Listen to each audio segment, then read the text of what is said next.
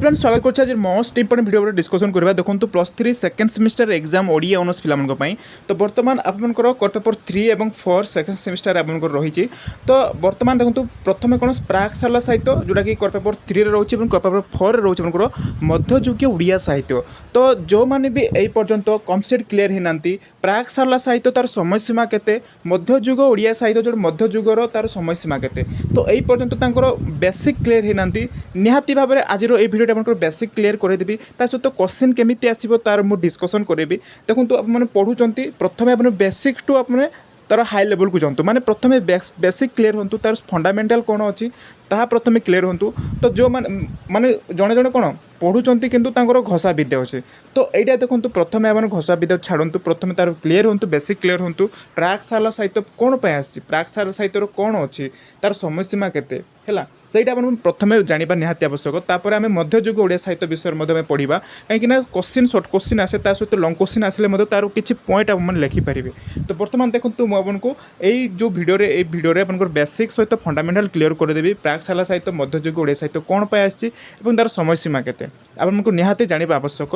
जो एग्जाम अच्छी आगू निहाती भाव में भिडियो को समस्त लास्ट तक देखिए आउ यार लंग क्वेश्चन प्रत्येक लंग क्वेश्चन मैं प्रोवाइड कर सारी तार डिस्क्रिप्शन तो तार लिंक देदेवी आप जाकि देखिपारे बुझीपारे।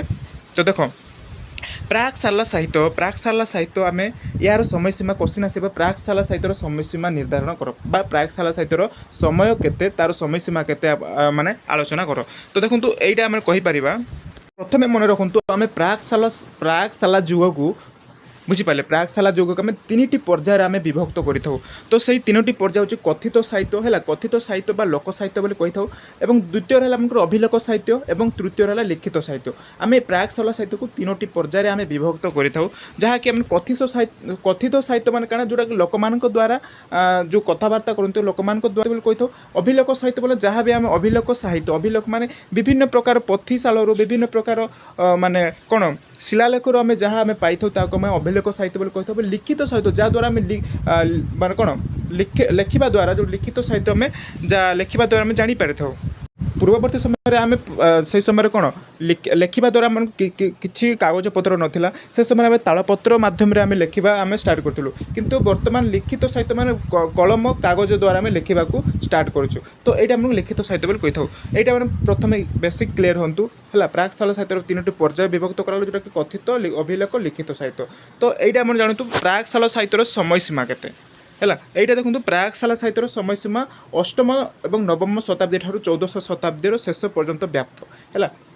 लिखे प्राक साला क्वेश्चन आसो कि लंग क्वेश्चन लिखला बेलू मैंने प्रथम लिखे प्राक साला युग बा प्राक सालर आप बहुत गुड़ाए क्वेश्चन आसो तार सामाजिक और साहित्यिक एवं धार्मिक मूल्यांकन कर ये क्वेश्चन आसो।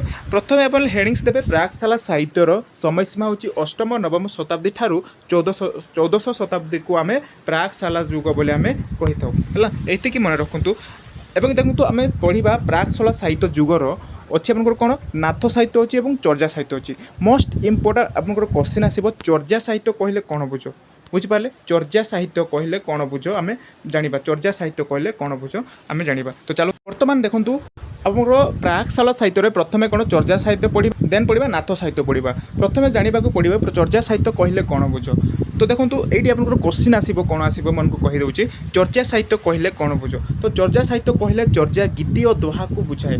चर्या साहित्य कहले क्या बुझाए चर्या गीति और दोहा को बुझाए जोटा कि 1907 ख्रीष्टाब्द बंगलार स्वनाम धन्य पंडित हरप्रसाद महामहोपाध्याय हरप्रसाद शास्त्री नेपाल दरबार पथिशालू है मुझे से अनुसार आम देखीदे पथिशालू लोकलोचन को आसी नथिबा केतेक प्राचीन पथी पाइथिले किए हरप्रसाद शास्त्री से 50टी गीतिर समाहार चर्या चर्या विनिश्चय।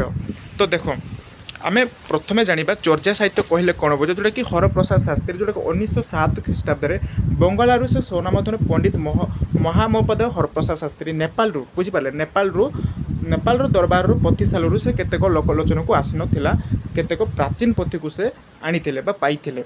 तो से कौन 50टी गीति समाहार चर्या चर्या विनिश्चय सरपाद दोहाकोश कानुपाद दोहाकोश और डाकनाब। तो देखो 1916 ଲେଖିଦେବେ ମାନେ 1916 ଖ୍ରୀଷ୍ଟାବ୍ଦରେ ସେଗୁଡ଼ିକ ସେ ନିଜ ସମ୍ପାଦନାରେ ବୌଦ୍ଧ ଗାନ ଓ ଦୋହା ନାମରେ ପ୍ରକାଶିତ ହୋଇଥିଲା ହେଲା। ତ ଲେଖିବେ ଆପଣମାନେ ଚର୍ଯା ସାହିତ୍ୟ କହିଲେ କ'ଣ ବୁଝ।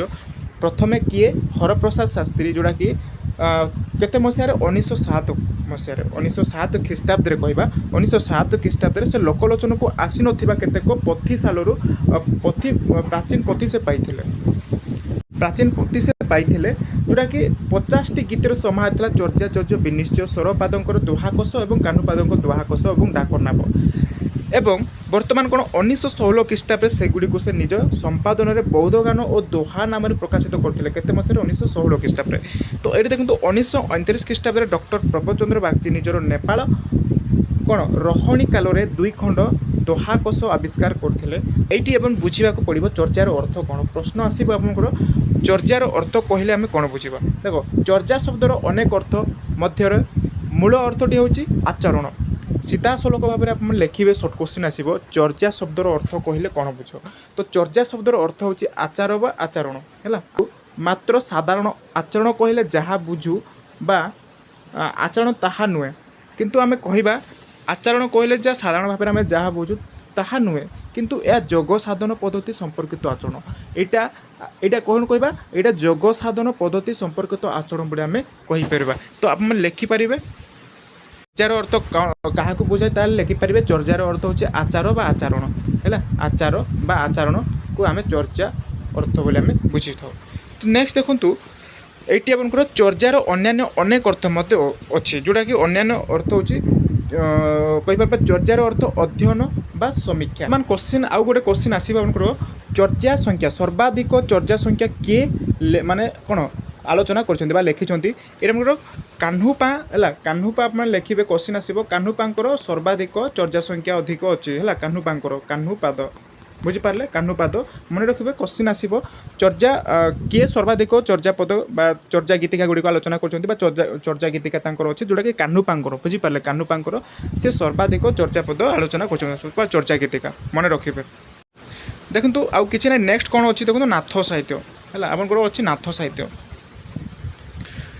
ଦେଖନ୍ତୁ ନାଥ ସାହିତ୍ୟ ପ୍ରଥମେ ନାଥ ସାହିତ୍ୟ କହିଲେ କ'ଣ ବୁଝ। ଧର୍ମ ଧାର ଇତି ଧର୍ମ, ଯାହାକୁ ଧାରଣ କରାଯାଏ। ଧର୍ମ ଆମେ କାହାକୁ କୁହାଯାଏ, ଯାହାକୁ ଧାରଣ କରାଯାଏ ତାହା ଧର୍ମ। ଧର୍ମ ଦେବତା, ଧର୍ମ ହେଉଛି ମଣିଷର ଅନ୍ତର୍ନିହିତ। ଧର୍ମ କହିଲେ ଆଧ୍ୟାତ୍ମିକ ଭାବନା ଚିନ୍ତାକୁ ବୁଝୁ। ପ୍ରଥମେ ଜାଣିବା ଧର୍ମ କାହାକୁ କୁହାଯାଏ। ଧର୍ମ କହିଲେ ଆଧ୍ୟାତ୍ମିକ ଭାବନା ଚିନ୍ତାକୁ ବୁଝୁ। କ'ଣ ପ୍ରଥମେ ବୌଦ୍ଧ ଧର୍ମ ଆମେ ଦେଖିବାକୁ ପାଇଥାଉ, ଯେଉଁଟାକି ଏହା ତା'ର ସମୟସୀମା 6ଠ, 7ମ ଏବଂ 8ମ ଶତାବ୍ଦୀରେ ଆସିଥିଲା ପ୍ରଥମେ ବୌଦ୍ଧ ଧର୍ମ। ଏବଂ ତା'ର ମାନେ ବୌଦ୍ଧ ଧର୍ମ ପରେ କେଉଁ ଧର୍ମ ଆସିଛି ଆମେ ଜାଣିବା। ବୌଦ୍ଧ ଧର୍ମ ପରେ ନାଥ ଧର୍ମ ଆସିଛି, ଶୈବ ଧର୍ମ, ଶାକ୍ତ ଧର୍ମ, ବୈଷ୍ଣବ ଧର୍ମ, ମହିମା ଧର୍ମ। ନାଥର ଅର୍ଥ ସ୍ୱାମୀ ବା ପ୍ରଭୁ। କୋଶ୍ଚିନ୍ ଆସିବ ନାଥର ଅର୍ଥ କ'ଣ, ସ୍ୱାମୀ ବା ପ୍ରଭୁ। ଶୈବ ଧର୍ମର 9ମ ଶତାବ୍ଦୀ ଠାରେ ଆସିଛି ହେଲା। ଶୈବ ଧର୍ମ କେଉଁ ଶତାବ୍ଦୀରୁ, 9ମ ଶତାବ୍ଦୀରୁ ଆସିଛି। ଏଇଟା ମନେ ରଖିବେ। ପ୍ରଥମେ ମାନେ ତା'ର ସିରିଏଲ ଅନୁସାରେ କେଉଁ ଧର୍ମ ଆସିଛି। ପ୍ରଥମେ ବୌଦ୍ଧ ଧର୍ମ ଆସିଛି, ତାପରେ ନାଥ ଧର୍ମ, ଦେନ୍ ଶୈବ ଧର୍ମ, ଶାକ୍ତ ଧର୍ମ, ବୈଷ୍ଣବ ଧର୍ମ, ମହିମା ଧର୍ମ ହେଲା। ଆସିବ ନାଥ ଧର୍ମର ଅର୍ଥ ବା ନାଥ ଅର୍ଥର ଅର୍ଥ ସ୍ୱାମୀ ବା ପ୍ରଭୁ। ଦେଖନ୍ତୁ ନାଥ ଧର୍ମ ଏକ ଯୋଗଭିତ୍ତିକ ଧର୍ମ। ନାଥ ଧର୍ମ କହିଲେ କ'ଣ ବୁଝ, କୋଶ୍ଚିନ୍ ଆସିବ। ଏହା ଏକ ଯୋଗଭିତ୍ତିକ ଧର୍ମ। ଏହି ଧର୍ମର ଏପରି ନାମକରଣ ହୋଇଥିବାର କାରଣ ହେଉଛି ଏଠାରେ ବା ଏହାର ପ୍ରବର୍ତ୍ତକ ମୁଖ୍ୟ ପ୍ରଚାରକ କ'ଣ ନାଥ ପଦବୀ ବା ନାଥ ପଦବୀରେ ଭୂଷିତ। ନାଥ ଶବ୍ଦର ସାଧାରଣ ଅର୍ଥ ହେଉଛି ସ୍ୱାମୀ ବା ପ୍ରଭୁ। କୋଶ୍ଚିନ୍ ଆସିବ ନାଥ ଶବ୍ଦର ଅର୍ଥ ସ୍ୱାମୀ ବା ପ୍ରଭୁ। ନା ଶବ୍ଦର ଅର୍ଥ ଯାହା ମୋକ୍ଷ ଦାନରେ ବକ୍ଷ, ଅର୍ଥାତ୍ ଯାହା ମୋକ୍ଷ ପ୍ରାପ୍ତି ସମ୍ବନ୍ଧରେ ସମ୍ୟକ୍ ଜ୍ଞାନ ଜାତ କରାଯାଏ। ଏବଂ ଥ ଶବ୍ଦର ଅର୍ଥ ହେଉଛି ଅଜ୍ଞାନର ଦୂରୀକରଣ, ଅର୍ଥାତ୍ ନାଥର ଆଶ୍ରୟରେ ନାଥ ବ୍ରାହ୍ମଣ ସାକ୍ଷାତକାର ହୋଇଥାଏ ହେଲା। ଏତିକି ମାନେ ମନେ ରଖନ୍ତୁ ନାଥ ଧର୍ମ ବିଷୟରେ। ତ ଏଇଟା ଦେଖନ୍ତୁ ଏଇ କୋଶ୍ଚିନ୍ ଆସିବ। ଦେଖ ଆପଣଙ୍କର ନାଥ ଧର୍ମର ପ୍ରବର୍ତ୍ତକ କିଏ ହେଲା। ତ ଏଇଟା ଦେଖନ୍ତୁ ଗୌରଖ ସଂହିତା ଅନୁସାରେ, ଟିକେ 1 ମିନିଟ୍, ଗୌରଖ ହେଲା, ଗୌରଖ ସଂହିତା ଅନୁସାରେ ଗୋରଖନାଥ ନାଥ ଧର୍ମର ପ୍ରବର୍ତ୍ତକ। ତ ନାଥ ଧର୍ମର ପ୍ରବର୍ତ୍ତକ କିଏ କୋଶ୍ଚିନ୍ ଆସିବ, ତାହେଲେ ଗୌରଖନାଥ ହେଲା। ଗୌରଖନାଥ ହେଉଛନ୍ତି ନାଥ ଧର୍ମର ପ୍ରବର୍ତ୍ତକ। ଏଇଟା ଆପଣ ଏତିକି ମନେ ରଖନ୍ତୁ। ସେନ୍ଦ୍ରନାଥ, ଏଇ କୋଶ୍ଚିନ୍ ଆସିବ। ସମଗ୍ର ଭାରତବର୍ଷରେ ଖ୍ରୀଷ୍ଟାବ୍ଦ 10ମରୁ 12ଶ ଶତାବ୍ଦୀ ମଧ୍ୟରେ ନାଥ ଧର୍ମର ବ୍ୟାପକ ପ୍ରଚାର ହୋଇଥିଲା ସିଦ୍ଧାଚାର୍ଯ୍ୟ ମୈଶ୍ୱେନ୍ଦ୍ରନାଥ ଓ ଗୋରଖନାଥଙ୍କ ଦ୍ୱାରା। ତ ଏଇ ଯେଉଁ କ'ଣ ନାଥ ଧର୍ମର ବ୍ୟାପକ ପ୍ରଚାର ହୋଇଥିଲା କାହା ଦ୍ୱାରା, ଯେଉଁଟାକି ମୈଶ୍ୱେନ୍ଦ୍ରନାଥ ଏବଂ ଗୋରଖନାଥଙ୍କ ଦ୍ୱାରା ହୋଇଥିଲା। ତ ମୈଶ୍ୱେନ୍ଦ୍ରନାଥ ମୀନ ରୂପରେ ଏହି ଯୋଗବିଦ୍ୟାର ରହସ୍ୟ ଶୁଣିଥିଲେ, ଏଣୁ ତାଙ୍କର ନାମ ମୀନନାଥ ହୋଇଥିଲା। ମୀନନାଥ କାହା ମାନେ କେମିତି ହୋଇଥିଲା? ତ ମୈଶ୍ୱେନ୍ଦ୍ରନାଥ ମୀନ ରୂପରେ ହେଲା, ମୀନ ମାନେ କ'ଣ? ମାଛ ହେଲା। ମୀନ ରୂପରେ ଏହି ଯୋଗବିଦ୍ୟାର ରହସ୍ୟ ଶୁଣିଥିବାରୁ ତାଙ୍କର ନାଁ ତ ମୀନନାଥ ବୋଲି ଆମେ ଜାଣିବା ବା ହୋଇଥିଲା ବୋଲି କହୁଛନ୍ତି। ତ ଗୋରଖନାଥ ସିଦ୍ଧ ରକ୍ଷକନାଥ ମୈଶ୍ୱେନ୍ଦ୍ରନାଥଙ୍କ ଶିଷ୍ୟ ଥିଲେ, ମନେ ରଖିବେ। ତ କଳସା, ଏଇଟା ଦେଖନ୍ତୁ ବହୁତ ଇମ୍ପୋର୍ଟାଣ୍ଟ। କଳସା ଚଉତିସା କିଏ ରଚନା କରୁଛନ୍ତି? ବୈଶ୍ୟା ଦାସ ହେଲା। ବୈଶ୍ୟା ଦାସ କଳସା ଚଉତିସା ରଚନା କରୁଛନ୍ତି।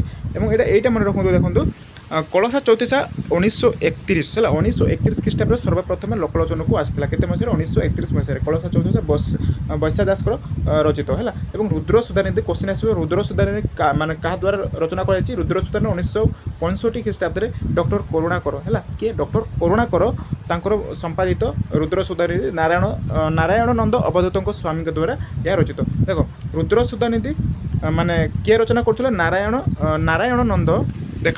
ନାରାୟଣ ନନ୍ଦ ଅବଧୂତ ସ୍ୱାମୀଙ୍କ ଦ୍ୱାରା ରଚିତ ରୁଦ୍ର ସୁଧାନିଧି କାହା ଦ୍ୱାରା? ଡକ୍ଟର କରୁଣାକରଙ୍କ ସମ୍ପାଦିତରେ ଏହା ରଚନା କରିଥିଲେ ହେଲା। ଏତିକି ମନନ୍ତୁ। ଆଉ ଏଇଟା ଦେଖନ୍ତୁ ମାଦଳା ପାଞ୍ଜି। ପ୍ରଥମେ ଦେଖନ୍ତୁ ମାଦଳା ପାଞ୍ଜି ବିଷୟରେ ଆପଣଙ୍କର ଜାଣିବାକୁ ଗଲେ ମାଦଳା ପାଞ୍ଜି କହିଲେ କ'ଣ ବୁଝ? ମାଦଳା ପାଞ୍ଜି ଦେଖନ୍ତୁ ବିଷୟରେ ଆମେ ଜାଣିବା ଶ୍ରୀ ଜଗନ୍ନାଥ, ପୁରୀର ଶ୍ରୀ ଜଗନ୍ନାଥଙ୍କ ପାଞ୍ଜିରେ ଆମେ ଜାଣିପାରିଥାଉ ହେଲା। ତାଙ୍କର ରୀତିନୀତି କ'ଣ ସବୁ ହେଉଛି ଆମେ ମାଦଳା ପାଞ୍ଜିରେ ଆମେ ଜାଣିପାରିଥାଉ। ଏତିକି ଆମେ ମନେ ରଖନ୍ତୁ